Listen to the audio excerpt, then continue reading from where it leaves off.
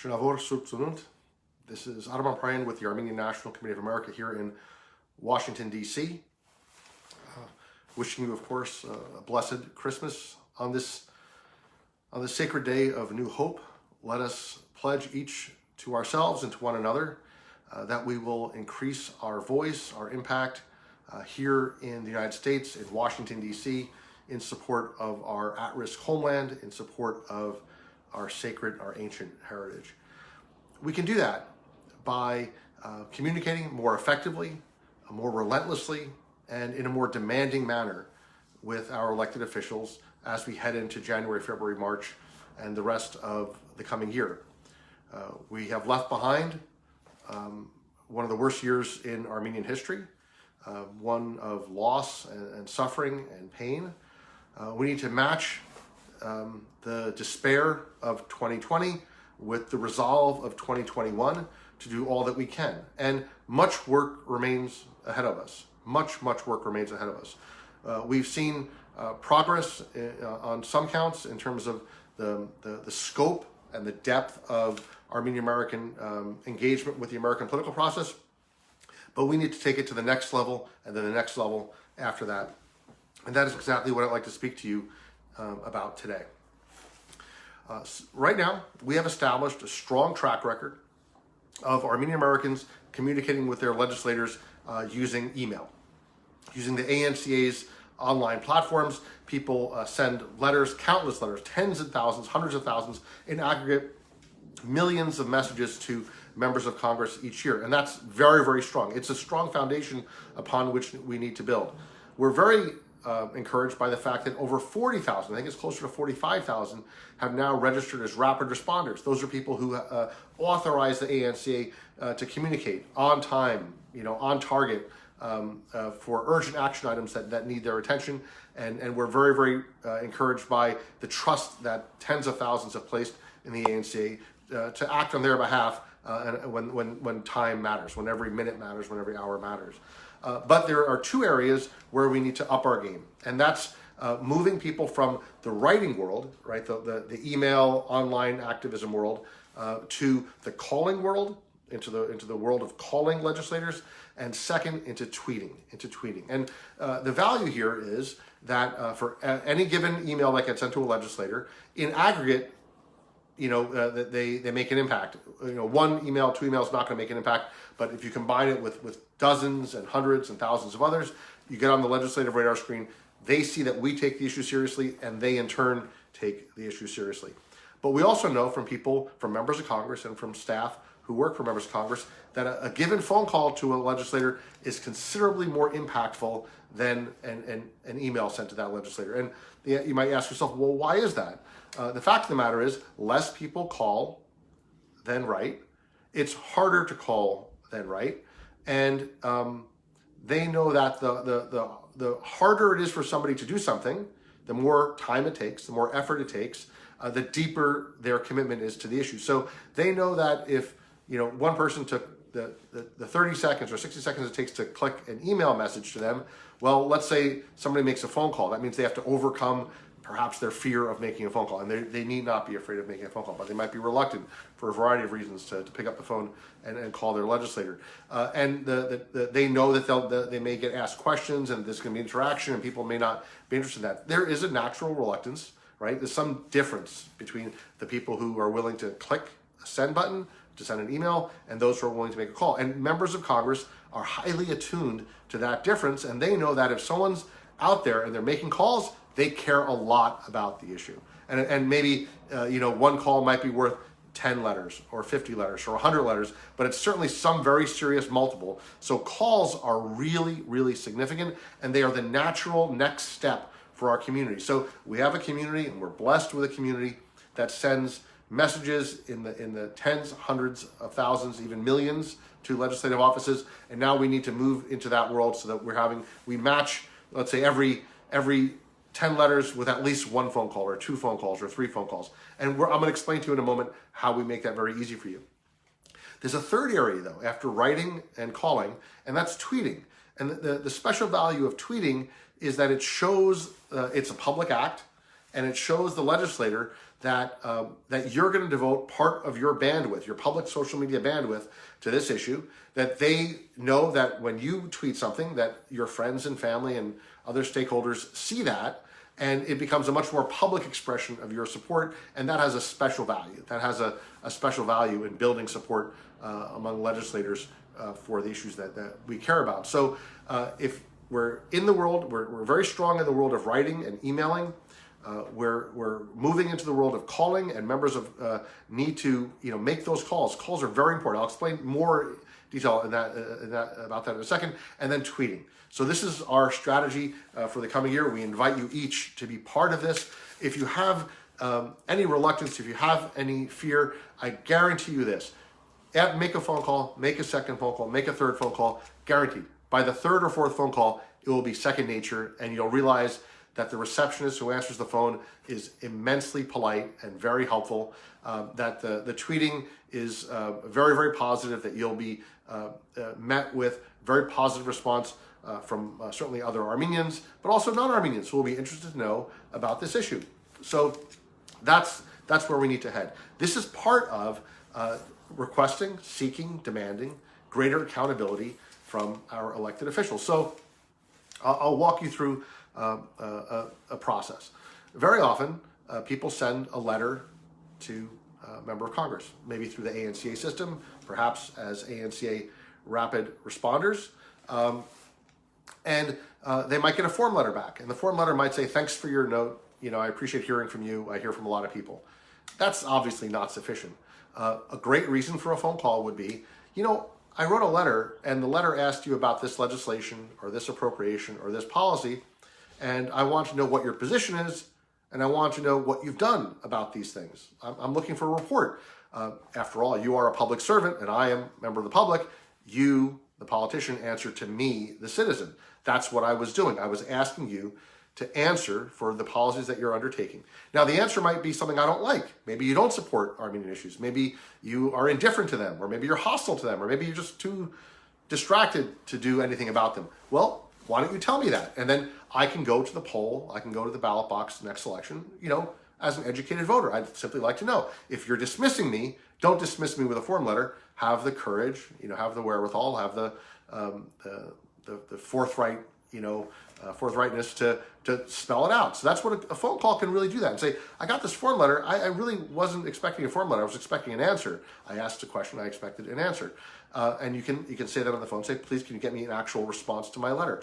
Very often, though, you will get a letter that talks, in, let's say, vague terms about, the topic of your letter. So I'll give an example. Senator Feinstein of California sent out, many, many responses to those who had used the ANCA system to write to her about SRES 754 and SRES 755, introduced the last session of Congress by Senator Menendez. And the request was, can you please co-sponsor this legislation, which, scrutinizes military aid to Turkey and Azerbaijan. And she wrote a letter back saying something like, well, I'm really troubled by the violence in Nagorno-Karabakh. I'm not sure what in Nagorno-Karabakh means. I think what she meant to say, but she didn't say, I hope that she meant to say it, was the violence against Nagorno-Karabakh by Azerbaijan and Turkey and their ISIS allies. But she used a euphemism, or I guess a very weak preposition in that case, in, to imply that it just happened in that location, but no sense of who's the perpetrator, who's the victim. So, and then she talked about the terrible suffering of Armenians through history, not mentioning who the cause of that suffering was, who the perpetrators of that violence, were, and then entirely ignored SRES 754 and SRES 755.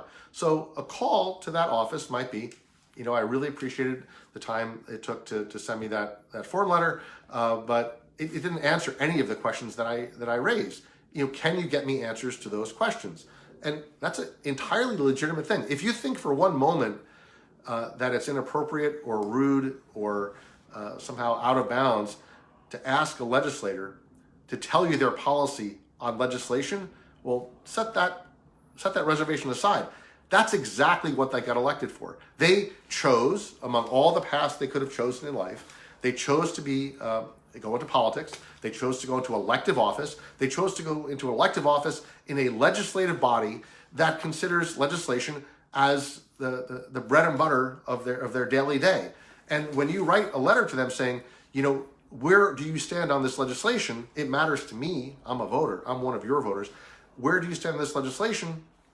They owe you an answer. Now, they can, again, just ignore it. I think that's the height of arrogance. They can, just describe the legislation and say, this is what the legislation does. You didn't ask them what the legislation does. You know what the legislation does. That's why you wrote to them about it. So a phone call that says, I wrote to you about this issue. I got an answer. It was a non-answer. It was, if I wanted a description of what the legislation was, I can just Google that myself. If I wanted to know if you care about Armenian issues, that's not worthy of a letter on my part. But I do want to know what your policy is on 754 and 755. And again, if the policy is, I don't have a policy, well, tell us that. Tell us that. If the policy is, I don't care, well, tell us that. The policy is, I'm against it, tell us that. Or, alternately, if you support the legislation, tell us you support the legislation, what you've done, to support that initiative. That is, I think, the hallmark of a good democracy, which is demanding citizens who are active and engaged, who meet their civic responsibilities, and ultimately are demanding. Again, we have these rights as citizens. We have them afforded to us under our Constitution. And the people at the other end of the letter chose this path, right? And they voluntarily went into the life of elected office in a legislative body, and they owe us answers when we ask them questions. So my point is that the calls not only are taken more seriously, legislators tell us that all the time, staff members for legislators tell us all the time that any given call is worth, its weight in gold in terms of emails. You might be worth 10 or 30 or 50 emails, right? Calls are very, very valuable, but they're also good for holding people accountable. And you could ask, for example, to speak to the assistant who handles foreign affairs or the assistant who handles appropriations issues, depending on what the issue is that you're inquiring about, and saying, and always in a polite way, but always in a firm way, saying, I'm a citizen, I'm a voter, I want to know where you stand on these issues. And this is my request. And again, they're entitled to say, I don't care. They're entitled to say, we oppose it. We would welcome if they would say, we support this. But that's the type of dialogue we need. That's the type of robust exchange we need. And that, frankly, is not only how we communicate our priorities, but it's also how we communicate the depth of our concern, because that's the combination, right? It's not simply checking a box and you communicating with Senator or Representative Smith or whoever that I care about these issues. They need to know how much you care about these issues, and they can learn how much you care about the issues by how much you follow up and how relentless you are. And frankly, on any given day, they might have to field hundreds of calls and maybe thousands even on hundreds and hundreds of different issues, and they do dismiss a lot of them. They just don't have the time to deal with every single issue that's on the horizon. The question is, how do we make sure our issue is one of those issues that does get dealt with? How do we get it to the top of the pile? How do we get it into the inbox for action? How do we get it separated from all the issues that are just, they send form letters out and they just move on to the next thing? They'll do that when they see that American citizens, Armenian Americans, and our coalition partners are relentless, professional, firm, but relentless in communicating our concerns to members of Congress. We're well within our rights to do so. It is entirely appropriate that we do so. In fact, legislators, even though they may, privately grumble and complain about, citizens, wanting things, that's the system we're in. And ultimately, I think they respect the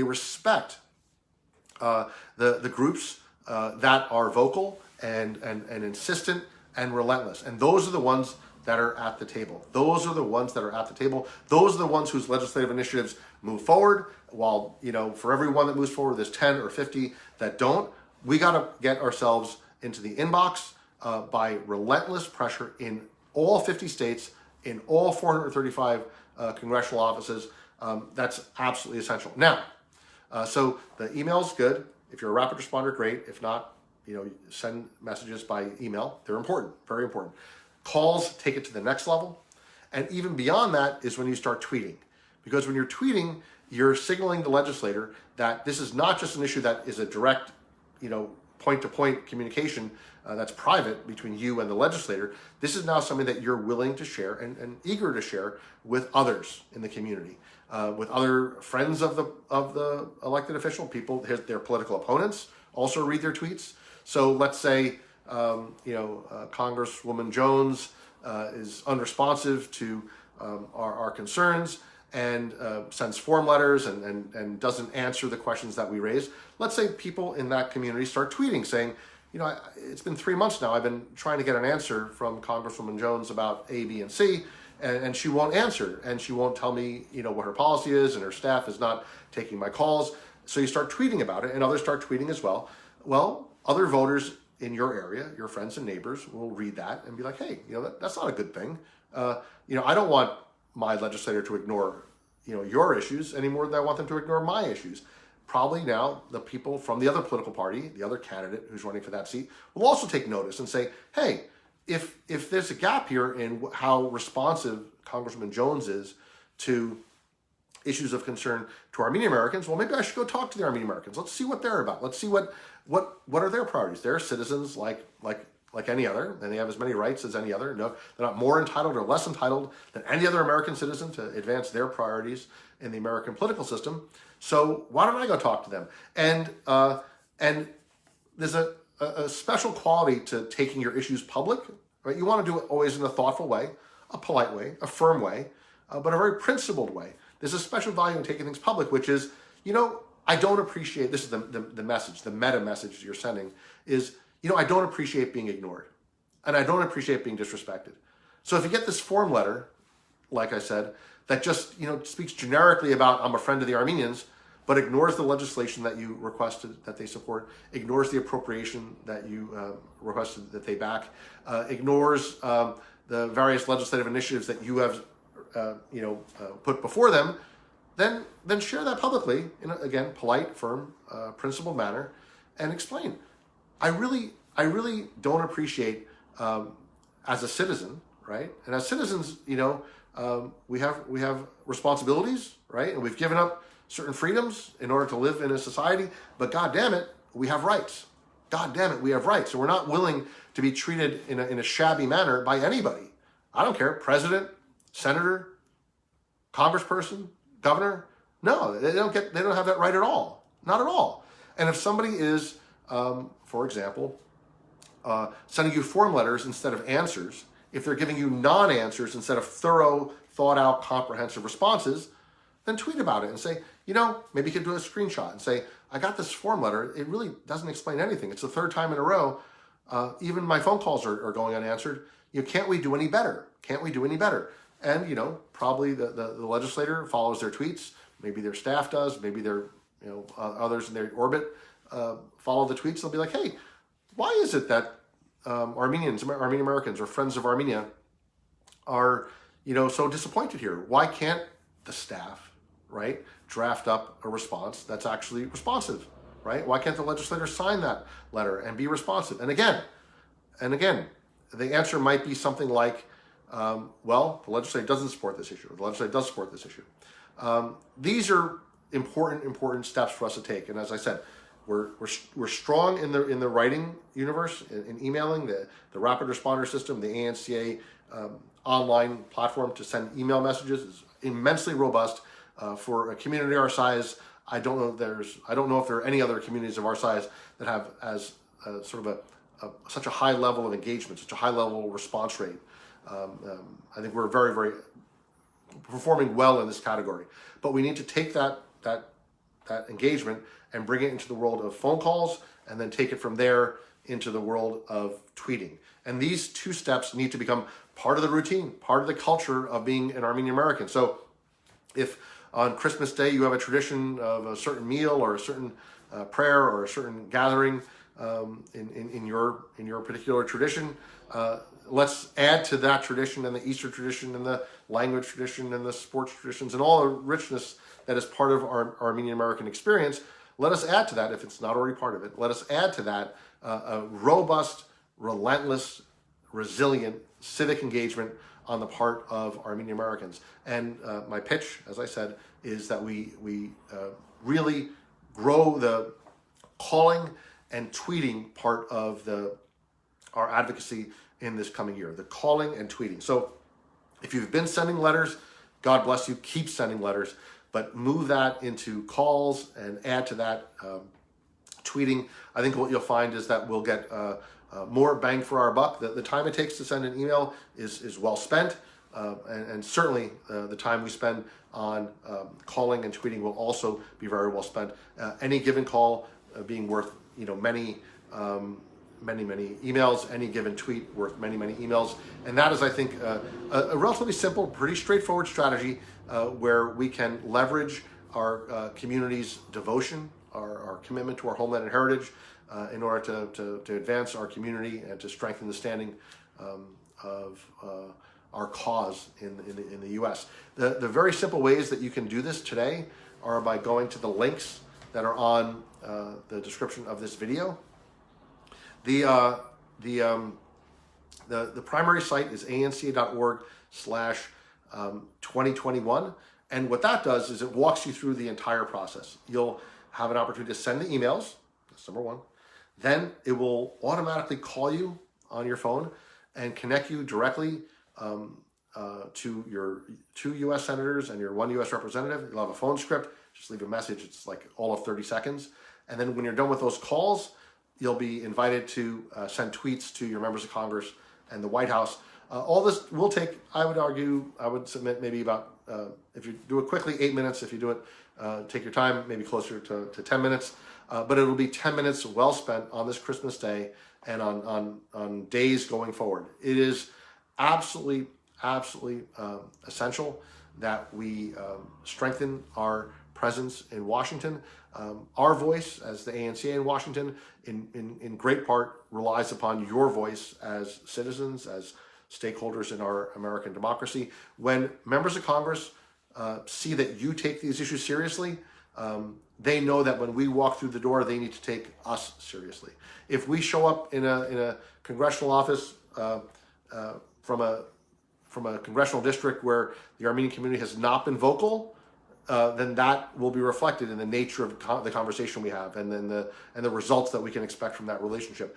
But on the other hand, if we walk into a congressional office or Zoom with a Senate office, and the community has been robust in its advocacy, relentless, polite, firm, but principled in its advocacy, unrelenting, demanding, right? Then that also will be reflected. Now, at the outset, it's certainly not the most popular thing to remind a legislative office that they're not meeting their obligations to their citizens, but ultimately that's their problem, and we need to always offer our inputs in a very polite and responsible manner. But ultimately, if we can up our game, if we can move from calls to a large number of calls to tweets and a larger number of tweets, I think what we'll find is that we'll have healthier, ultimately more productive relationships with district after district, state after state, member of Congress, senators, and ultimately that will aggregate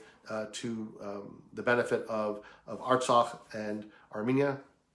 We have before our community, a very, very urgent set of priorities, and they're familiar to you. I've shared them with you in the past. Obviously, a robust $250 million assistance package for Artsakh, sanctions, the enforcement of Section 907, the stopping of arms sales to Turkey and Azerbaijan, sanctions, let's say in a word, and then also, the release of Armenian prisoners, the protection of Armenian holy sites. There's a broad agenda before us. We're going to be fighting aggressively on every front. As I said, though, our voice in DC is ultimately a reflection of your voice as citizens. So join with us this year on this Christmas Day and in every day to follow in the coming year. Join with us in fighting the fight, in being relentless in your advocacy, in taking your very strong record of emailing your legislators and expanding that into calling your legislators and tweeting your legislators as well. Appreciate your time this Christmas Day. I do wish each of you a meaningful and blessed celebration of this sacred moment in our life as Armenians. Thank you.